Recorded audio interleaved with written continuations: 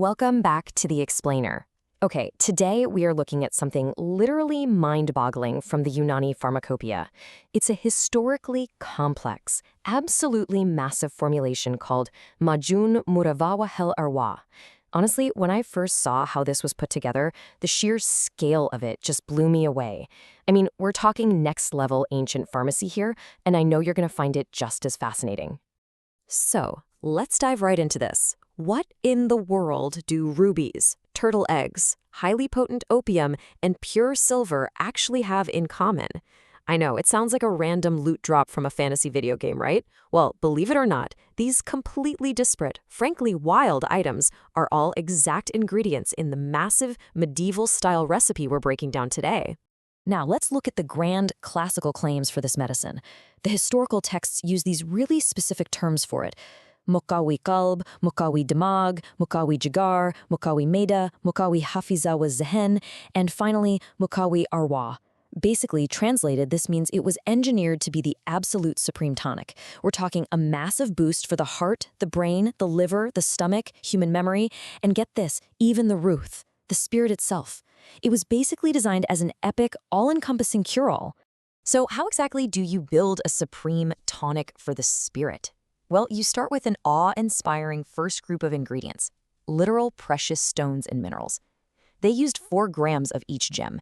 And notice the chief ingredient here, yakut, or ruby, specifically yakut rumani.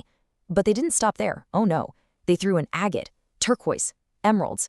They were literally grinding up a king's treasury just to kick off this medical recipe. It's wild. Okay, moving on from the mineral kingdom, we hit this enormous botanical group. We've got dozens of herbs and spices, all meticulously weighed out at 8 grams and 15 grams a pop. You'll see familiar things like amla, cinnamon, and chamomile, right alongside heavier doses of nutmeg and coriander. But take a look at the very end of that 15-gram list, wark inukra and wark etila. Guys, that is 15 grams of actual physical gold and silver leaves, just mixed right in with the everyday herbs. Mixing precious metals with standard spices? It's just wow. From there, the formula starts building some serious weight. The ancient pharmacists brought in resins, tree gums, and beeswax, scaling the quantities up to 23 and 25 grams. Then, bumping up to 32 grams, we see marvarid, which are pearls, along with zafran, or saffron, and frankincense. And topping this whole group off, 37 grams of amber. These are super thick, heavy, highly aromatic binding agents. They would have given the final mixture an incredibly dense, almost clay-like texture. Now, what's really interesting about this next part is this is where ancient pharmacology takes a truly bizarre turn. I mean, this is where the formulation really shows its age. Clocking in at 37 grams each, the recipe calls for turtle eggs, sea crab, a sand lizard, the brain of a male sparrow, a burnt ox ankle bone, and, get this, elephant tooth powder. Yes, you heard me right, elephant tooth. It is just this wildly eclectic mix, shoving terrestrial, avian, and marine animal components into one single mortar and pestle. And if you thought that was intense, just check out the sheer scale of the seeds group. We have exactly 20 different types of seeds here. We're talking everything from fennel and black pepper to celery, onion, turnip, and white poppy seeds. And here's the kicker. Every single one of these 20 seeds is measured at a massive 85 grams. It's a huge amount. This category alone adds incredible bulk to the whole formulation, completely dwarfing those delicate 4-gram precious gems we saw at the very beginning. To finally cap off the dry ingredients, they threw in a vast array of tree nuts and specialized herbs, all measured at 15 grams. So you're looking at walnuts, sweet and bitter almonds, pine nuts, coconut, mixed with medicinal herbs like senna and rhubarb. The absolute sheer number of individual components here is staggering. It's literally a mountain of dry, wildly disparate materials sitting on the pharmacist's table. So here's the million-dollar question. How on earth do you combine all of this? How do you turn a massive, dry pile of ground rubies, turtle eggs, and seeds into a single cohesive medicine? Well, the answer is kiwam. If you're not familiar, kiwam is a thick, liquid base made of sugars, honeys, and juices. In traditional Unani pharmacy, this is the ultimate binding matrix used to suspend and hold all those powdered ingredients together in one paste. And as you might guess, the proportions for this kiwam are just as massive as everything else. To make this liquid base, you take sugar equal to the total weight of all the drugs we just discussed. Then you add honey equal to double that total weight.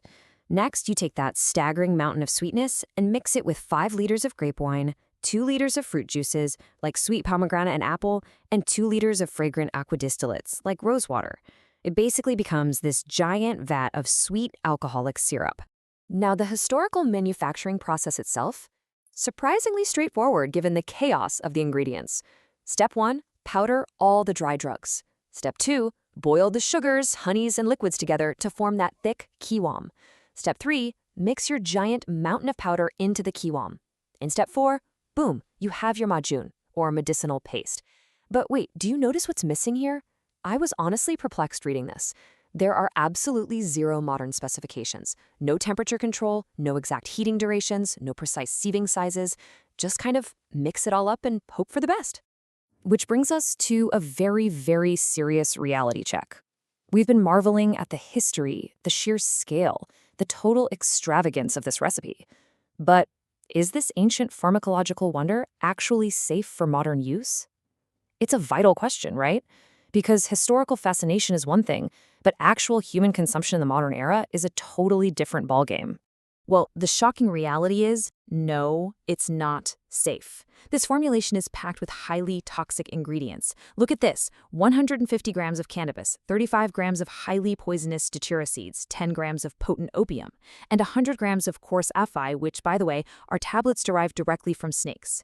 You add in the heavy metals from those unrefined gems, plus bizarre stuff like dried mongoose meat, and you've got a concoction that sets off massive modern pharmacovigilance alarms.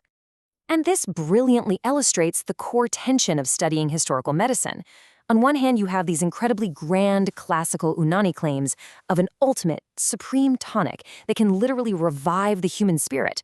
But on the other hand, modern medical reality steps in and strictly warns us of severe toxicity, heavy metal poisoning, and the very real dangers of unregulated narcotics.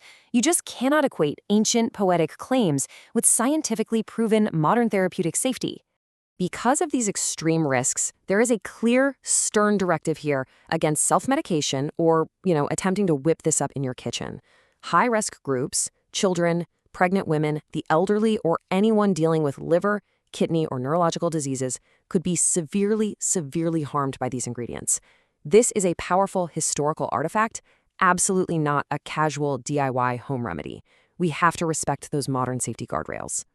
Now sure, the historical text does suggest a dose of 1 to 3 grams taken with milk, though oddly enough, it completely omits any specific dietary chart to follow while taking it. But let me be absolutely crystal clear. There is no scientifically established safe dose for this mixture today. 0. Instead of looking to an ancient paste full of heavy metals for health, we really just need to rely on general healthy living, fresh foods, good sleep, and modern healthcare that's actually regulated and safe for your body. So if you take only one thing away from our explainer today, let it be this. Just because a formulation is historically ancient, that does not automatically make it safe in the modern era. Majun Muravvahul Arwah is a deeply, deeply fascinating piece of medical history. I mean, it perfectly captures how ancient healers viewed the world, pulling together the earth, the sea, and the animal kingdom to try and heal the spirit. But it firmly, 100% belongs in a history book, not in your medicine cabinet. Which leaves us with this final, provocative thought. Where exactly do we draw the line between marveling at historical pharmacology and respecting strict, modern medical safety? It's genuinely incredible to uncover how our ancestors sought to heal the human spirit with things like rubies and pearls. But, as we've clearly seen today, the evolution of medicine means we have to leave the opium and turtle eggs in the past. Thank you so much for joining me on this explainer. Keep asking those big questions, and I will catch you in the next one.